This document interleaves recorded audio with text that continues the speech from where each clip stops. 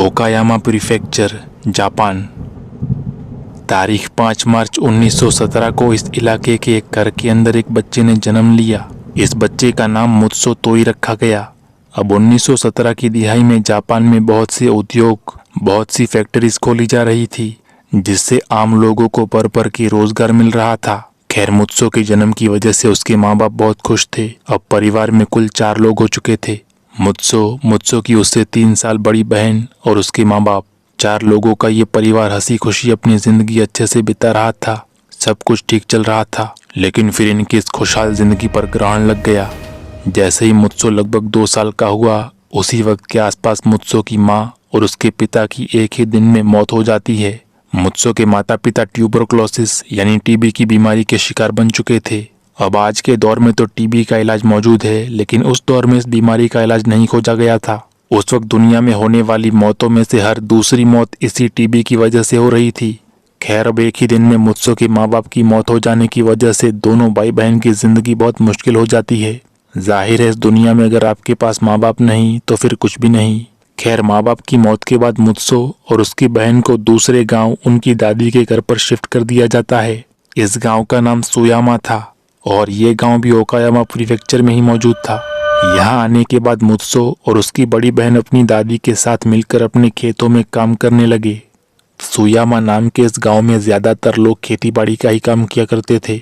अब जैसे ही मुत्सो की उम्र थोड़ी बढ़ी, वैसे ही उसकी दादी ने पास के एक स्कूल में उसका एडमिशन करवा दिया। एडमिशन मिलते ही मुत्सो ने पढ़ाई लिखाई पे ध्यान देना शुरू कर दिया। वो पढ़ाई में काफी होनहार बच्चा था। स्कूल के सारे टीचर्स मुत्सो से बहुत खुश थे, क्योंकि वो दूसरी क्लास में होने के बावजूद 5वीं क्लास के इक्वेशन आसानी से सॉल्व कर लेता था। वक्त इसी तरह गुजरता रहा। मुत्सो और उसकी बहन की जिंदगी अपनी दादी के यहाँ किसी तरह बस गुजर ही रही थी। लेकिन जब मुत्सो 14 साल की उम्र में पहुंचा, तो उसी दौरान एक दिन उसके सीने में बहुत ज्यादा दर्द होना शुरू हो गया। उसने अपनी दादी को ये बात बताई तो दादी ने घर पर रखी कुछ दवाइयां मुत्सो को दे दी, लेकिन ये दवाइयां लेने पर भी उसके सीने का दर्द खत्म नहीं हुआ। सो मुत्सो की दादी उसे पास के हॉस्पिटल में लेकर जाती है। वहाँ डॉक्टर्स चेकअप करके बताते हैं कि मुत्सो के शरीर में प्लोरसी यानी टीबी जैसी ही एक बीमारी पनप चुकी है। इस बीमारी में फेफड़े अंदर से सूज जाते थे, जिसकी वजह से मरीज को सीने में काफी दर्द उठता था। बदकिस्मती से उस वक्त मुत्सो की इस बीमारी का डॉक्टर्स के पास कोई इलाज नहीं था। डॉक्टर्स को तो ये भी मालूम नहीं था कि आगे जाकर मुत्सो के साथ क्या हो सकता है। बस उन्होंने राहत के लिए मुत्सो को कुछ दवाइयां दे दी। खैर, मुत्सो की कश्मकश भरी जिंदगी यूं ही चलती रहती है और अब साल आता है 1934 का। मुत्सो और उसकी बहन बड़े हो चुके थे।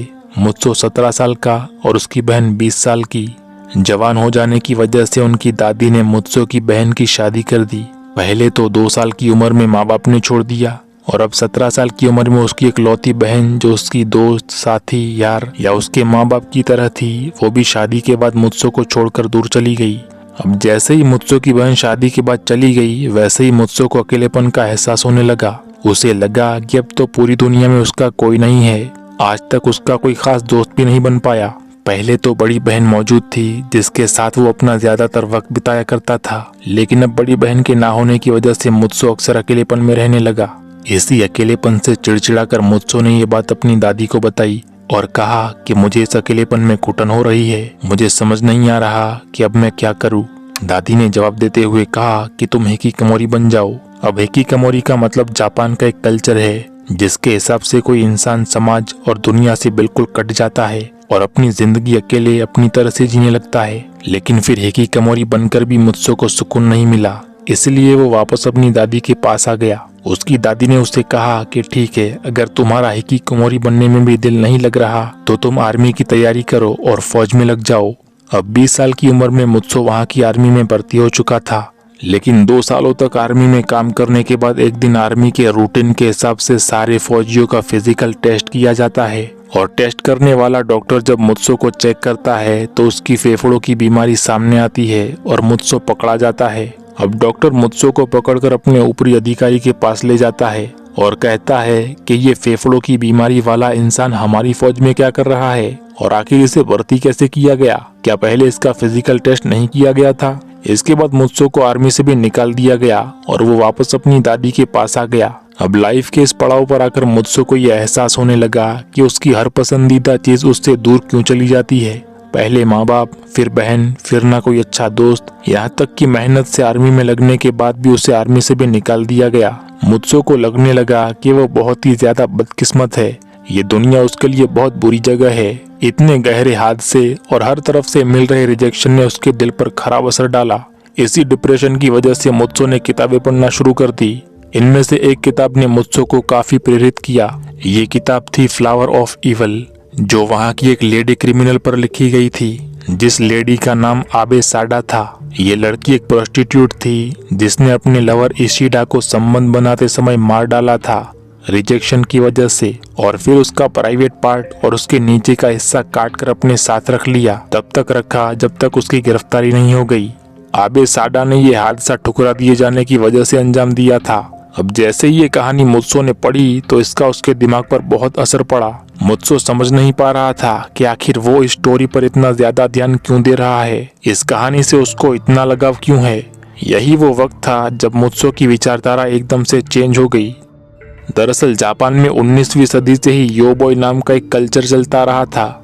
इस कल्चर के हिसाब से जापान की हाई प्रोफाइल लड़कियां किसी भी बड़े आदमी को अपना शरीर सौंप देती थी, यानी कोई भी मर्द जब चाहे जैसे चाहे उसके साथ वो सब कुछ कर सकता था जो कोठे की औरतों के साथ किया जाता है। अब इसी तरह का रिवाज मुत्सो के गांव त्सुयामा के अंदर भी चल रहा था, लेकिन यहाँ पर इतना फर्क था कि कोई भी लड़की जो अपने घर के अंदर सो रही है और आसपास के लोगों को पता है कि ये लड़की योबॉय कल्चर का हिस्सा है, तो ऐसे में वहाँ का कोई भी शख्स उसके घर में जाकर भले ही वो सो रही हो तब भी उसके ऊपर चढ़कर उससे पूछ सकता है कि क्या तुम मेरे साथ संबंध बनाओगी या नहीं बनाओगी। अगर वो लड़की मान जाती तो सवार हुआ शख्स उसके साथ संबंध बना लेता और पैसे देकर वहाँ से चला जाता।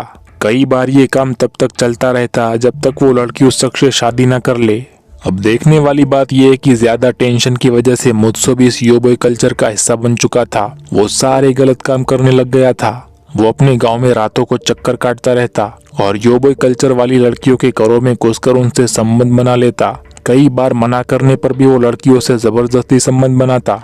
मुत्सो ने इस गांव के अंदर रहते हुए बहुत सी लड़कियों से इसी तरह संबंध बना लिए, लेकिन एक दिन उससे एक गलती हो गई। जब लोगों ने मुत्सो को पूछा कि तुम तो मिलिट्री में थे, वहां से वापस क्यों लौट आए, तो मुत्सो ने गलती से उन लोगों को बता दिया कि उसके शरीर में फेफड़ों की बीमारी लगी हुई है जिसका कोई इलाज मौजूद नहीं। इसी वजह से उसे नौकरी से निकाल दिया गया। अब मुत्सो की ये वाली बात पूरे गांव में फैल गई और ये बातें उन लड़कियों तक भी पहुंच गई जो योबॉय कल्चर का हिस्सा थी और जिनके साथ मुत्सो ने संबंध बनाए थे। अब जैसे ही ये बात उन लड़कियों को पता चली तो वो सारी लड़कियां परेशान हो गई और ये सोचने लगी कि वो सब मुत्सो से पीछा कैसे छुड़ाए, कहीं संबंध बनाने की वजह से मुत्सो की ये बीमारी उनके शरीर में न लग जाए। सबको ये डर सताने लगा। तो अब जब कभी भी मुत्सो रात को उन लड़कियों के पास संबंध बनाने जाता तो सारी लड़कियां उससे सीधे मना कर देती और कहती कि यहाँ से दूर चले जाओ, कहीं तुम्हारी बीमारी मुझे न लग जाए। ऐसी एक नहीं दो नहीं बल्कि गांव की सारी लड़कियों ने मुत्सो को खुद से दूर रहने को कहा, रिजेक्ट कर दिया। इसी के बाद मुत्सो वापस डिप्रेशन में चला गया और सोचने लगा कि अब तो सभी ने उसको ठुकरा दिया है, रिजेक्ट कर दिया है। बचपन से ही वो हर चीज से रिजेक्ट होता आया है और अब तो योबॉय कल्चर ने भी उसको रिजेक्ट कर दिया। मुत्सो को समझ नहीं आया कि अब वो करे तो क्या करे। उसने सारी लड़कियों को एक बार ये समझाने की कोशिश की कि हाँ मेरे अंदर ये बीमारी है, लेकिन फिक्र मत करो, संबंध बनाने की वजह से ये बीमारी तुम्हें नहीं लगेगी। मुत्सो सभी लड़कियों से बार बार ये मिन्नतें करने लगा कि कोई तो उससे संबंध बना ले। जब बहुत मिन्नतें करने पर कोई एक लड़की ने भी उसकी बात नहीं मानी तो मुत्सो ने सारी लड़कियों को ये धमकी दे डाली कि तुम लोगों ने आबे साडा की कहानी तो जरूर सुनी होगी, याद रखना मैं तुम सबकी हालत उससे भी बदतर बना दूंगा, यानी सीधे लफ्जों में कहा जाए तो तुम्हें मार ही डालूंगा।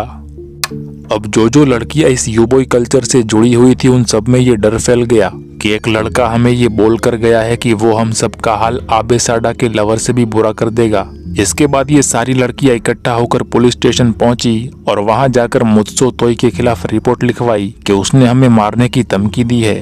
पुलिस ने रिपोर्ट दर्ज कर ली और मुत्सो को उसके घर से गिरफ्तार करके पुलिस स्टेशन ले आई और उस धमकी के बारे में पूछताछ की कि तुमने उन लड़कियों को क्यों धमकाया है। इस पर मुत्सो कहता है कि हाँ मैंने तो गुस्से में आकर उनको सिर्फ धमकी दी है, हकीकत में थोड़ी कुछ कर डाला है। लेकिन इसके बावजूद गांव वालों को शांत करने के लिए, उनकी परेशानी दूर करने के लिए पुलिस वालों ने मुत्सो के पास मौजूद फायर आर्म्स और सारी बंदूकें जब्त कर ली, अपने कब्जे में ले ली। अब गांव वालों को सुकून था कि चलो मुत्सो के पास कोई हथियार नहीं बचा, इसलिए हमें उससे कोई नुकसान नहीं, ये बिना हथियारों के किसी को कुछ नुकसान नहीं पहुंचा पाएगा। लेकिन यहाँ पर पुलिस की ओर से एक गलती हो गई, वो ये कि जब पुलिस वालों ने मुत्सो की सारी बंदूकें अपने कब्जे में ले ली थी, उसी वक्त एक हंटिंग राइफल वहाँ रह गई। ये वो बंदूक थी जिससे मुत्सो कई बार शिकार खेलने जाया करता था, और तलाशी के दौरान उसने ये बंदूक अपने बिस्तर के नीचे छुपा रखी थी, इसलिए वो हंटिंग राइफल पुलिस वालों को मिली ही नहीं और किसी का उस पर ध्यान नहीं गया। लेकिन वो हंटिंग राइफल अभी भी मुत्सो के पास ही मौजूद थी। खैर मामला ठंडा हो गया और सारे गांव वालों ने ये फैसला कर लिया कि जितना हो सके इस मुत्सो से दूरी बनाकर रखे, क्योंकि इसके अंदर एक बीमारी है और ये उसी बीमारी से अपने आप ही मर जाएगा, और हम इससे जितने दूर रहेंगे उतने ही सेफ रहेंगे, महफूज रहेंगे। ये सारी सामाजिक बहिष्कार की बातें मुत्सो के कानों तक भी पहुंची कि उसके गांव वाले लोग उसके खिलाफ ऐसी ऐसी बातें कर रहे हैं और उसको अपने हाल पर मौत के मुंह में धकेल रहे हैं।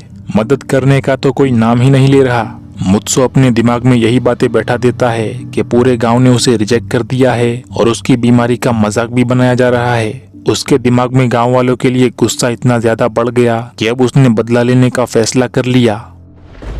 तारीख 20 मई 1938 रात का वक्त। सुयामा गांव में सन्नाटा छाया हुआ था। मुत्सो और उसकी दादी खाना खाकर सो चुके थे और बाहर तेज बारिश हो रही थी। तारीख 21 मई 1938 रात के 1 बजे के वक्त जब पूरा सुयामा गांव गहरी नींद सो रहा था, तो मुत्सो अभी तक अपने बिस्तर पर बैठे बैठे जाग रहा था। रात के 1 बजे उसने बाहर की तरफ खिड़की से झांक कर देखा तो बहुत सारी लाइट जल रही थी। मुत्सो के घर के बाहर बिजली का एक मेन खंभा लगा हुआ था।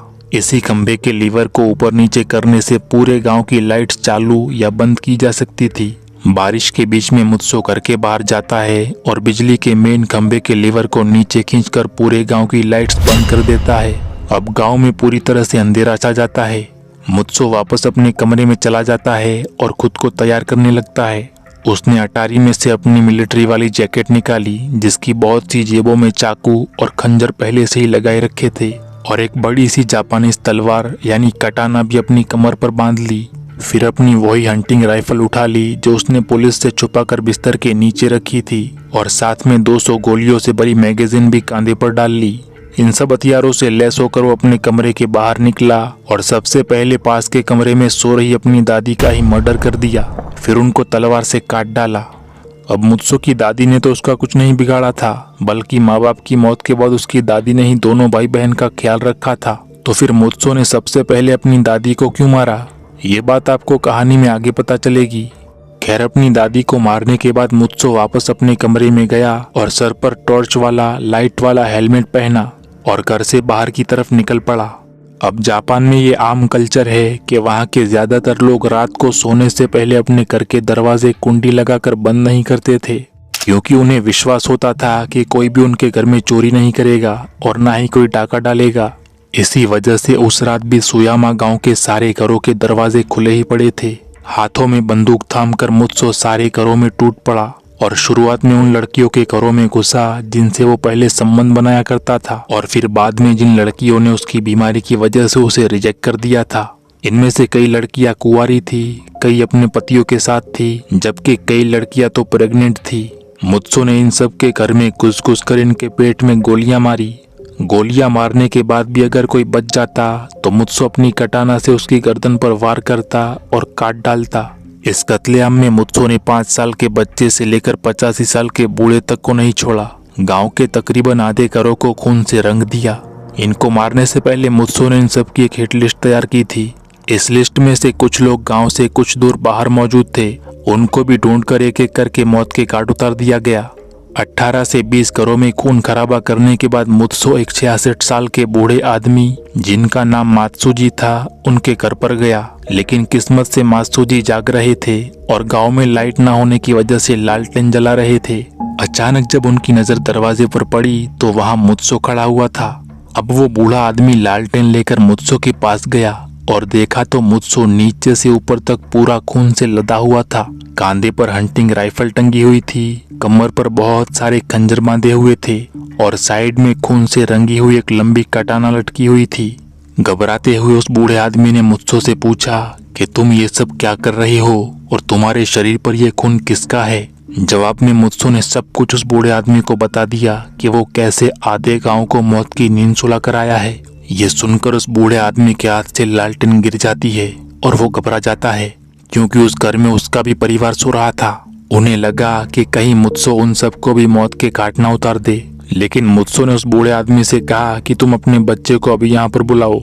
जब वो बूढ़ा आदमी अपने बच्चे को लेकर आया तो मुत्सो ने कहा कि मुझे एक पेन और पेपर ला कर दो। पेन और पेपर लेने के बाद मुत्सो ने उस बूढ़े आदमी से कहा कि फिक्र मत करो, मैं तुम्हें और तुम्हारे परिवार को कोई नुकसान नहीं पहुंचाऊंगा। मैंने अपना बदला जिनसे लेना था उनसे ले लिया, अब बस थोड़ा सा काम और बाकी है। पेन और पेपर लेकर मुत्सो अपने गांव की पहाड़ी की चोटी पर चला गया। अब बारिश भी रुक चुकी थी और सुबह होने में कुछ ही वक्त की देरी थी। मुत्सो पेन से पेपर पर लिखना शुरू करता है और एक लंबी चौड़ी नोट लिख डालता है। पेपर पर सब कुछ लिखने के बाद वो अपनी हंटिंग राइफल अपने कांधे से उतारता है और उसका मुंह उल्टा अपने सीने की तरफ करके बंदूक का ट्रिगर दबा देता है और धड़ाम की आवाज के साथ मुत्सो जमीन पर गिर पड़ता है और मर जाता है। जी हाँ, आधे गांव की हत्या के बाद उसने सुसाइड कर लिया। इस तरफ सुबह होते ही जिंदा बचे लोगों ने इर्द गिर्द के घरों में देखा तो सब जगह हड़कंप मचा हुआ था। सारे घरों से खून के रेले निकल निकल कर सड़कों पर बह रहे थे और गांव के आधे से ज्यादा घरों में सिर्फ लाशें ही बची थी। फिर पुलिस को बुलाया गया, जांच पड़ताल की गई। जांच करते करते पुलिस उस पहाड़ी पर पड़ी मुत्सो की लाश तक भी पहुंच गई और उसी लाश के करीब उन्हें मुत्सो का लिखा हुआ वो आखिरी लेटर भी मिलता है। इस लेटर में मुत्सो ने सबसे पहले अपनी दादी के बारे में लिखा था कि आखिर क्यों उसने अपनी दादी का भी मर्डर कर दिया। मुत्सो ने लिखा कि मैंने अपनी दादी को इसलिए मारा क्योंकि मैं नहीं चाहता था कि मेरे ऐसे खून खराबा करने के बाद मेरी दादी को लोग एक हत्यारे की दादी कहकर बुलाए। इसके बाद उस खत में मुत्सो ने अपनी बहन से भी माफी मांगी और कहा कि मैं तुम्हें कभी खुश नहीं रख पाया, मुझे माफ कर देना। तीसरी बात उसने ये लिखी कि मुझे न सिर्फ इस गांव ने बल्कि पूरी दुनिया ने ठुकरा दिया था। मुझे कभी किसी ने प्यार नहीं दिया। मेरी बीमारी की वजह से मेरा मजाक बनाया गया, मेरा बॉयकॉट किया गया, मुझे दुनिया से अलग थलग रखा गया। ये बीमारी तो किसी को भी हो सकती है। बीमारी की वजह से किसी इंसान को ठुकरा देना, उसको गंदा समझना, उससे नफरत करना, ये ठीक बात बिल्कुल नहीं। मुत्सो ने उन लड़कियों को भी इसका जिम्मेदार ठहराया जो पहले उसके साथ संबंध बनाती थी और बाद में बीमारी का पता चलने पर उन सभी ने उसके साथ रिश्ते खत्म कर दिए, बातचीत करना भी छोड़ दिया और कैसे दुनिया ने उसे मानसिक तौर पर टॉर्चर किया। इसी की वजह से परेशान होकर उसने ऐसा कदम उठाया। इसके कुछ दिनों बाद मुत्सो की बड़ी बहन जिसकी शादी हो चुकी थी वो भी इसी टीबी की बीमारी से मौत का शिकार हो जाती है। हादसे के कुछ ही दिनों के अंदर अंदर सोयामा गांव पूरी तरह से खाली कर दिया जाता है। जिंदा बचे बाकी सारे लोग सब कुछ छोड़कर यहाँ से चले गए। उस रात मुत्सो ने अपने आप को मिलाकर कुल 31 लोगों की हत्याएं की थी, जिनमें बच्चे भी शामिल थे। अब दोस्तों, सोचने वाली बात यह है कि आखिर कोई इंसान ऐसा खून खराबा, ऐसी भयानक घटना को अंजाम देने के लिए किस वजह से मजबूर हो सकता है। मुत्सो के इतने भयानक हत्याकांड को अंजाम देने के पीछे क्या उसकी सेक्सुअल नीड थी, या समाज के द्वारा उसका बहिष्कार कर दिया जाना था, या फिर वो अपनी बीमारी की वजह से परेशान हो गया था। इनमें से किस चीज ने उसे मजबूर किया था? आप कमेंट करके ये बात मुझे जरूर बताइए।